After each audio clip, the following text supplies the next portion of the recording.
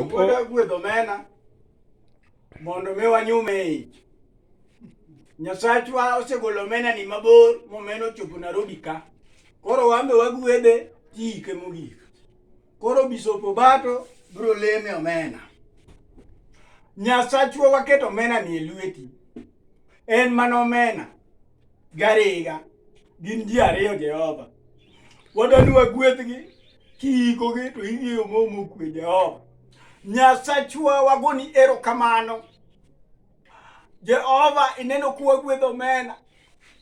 Wadwa chame, wadwa lose mondo mi okikre gi gin deklichin Jehova mondo mi wangima. Nyasaye sani en saa 7 e wang'e Jehova.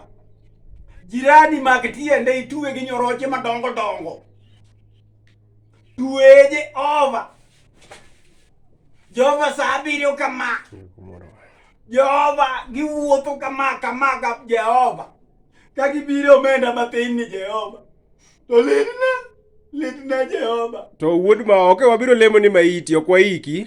Omena ni nyaka walemne lemo maber makata kwa chame. To dhi okelo gimoni remo gi pie del.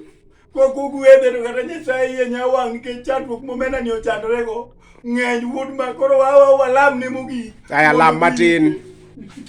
Jehova waketo omena e lweti Nyasaye. Jehova ugwedho omena ni. Mi omena ni vitamin A.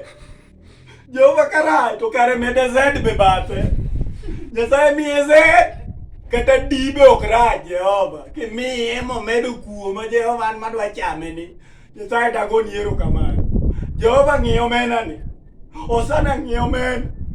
Litna Jehova kadwa chamo omena ni.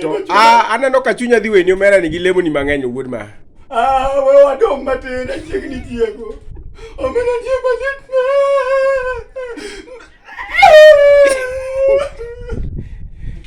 Omena ni ema litna. Koro chunya ni wadong' matin. Omena ni. Omena ga paro omena ni gimoneno. Ing'eno gole kongima. Omena. Wabilo omena matin omena ni dhi kwe adieri. Wuod madong' pok itieko lemo tibilo omena. Pole. O Jehova. Paro omena. Par kamoae Jehova. Iseng'e kaka jolupo bende par. Jogi tiyo tich matek. Gimathini kigole nam Jehova. Ng'ano neno majo ndawa. Jehova otek. Oko yot mondo igol gima thin ni gini thin Jehova. Par ng'ama ogole, moduoge, mokete kama koro wanti mwachame Nairobi ka. Jehova kodhi maber ya Jehova ng'ano nwagone erokamano chako gol moro kendo. Nyasaye dwa goni erokamano. Nyasachwa tele idong' chien.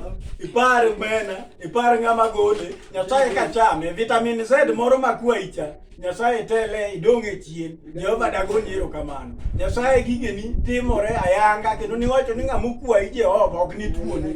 Jehova biro kwayi miyo omena ni vitamin Z gi D. Kitimo kamano, itimo maber. E nying Ruoth Yesu ma Jawan. Amen. To bilemo ndi.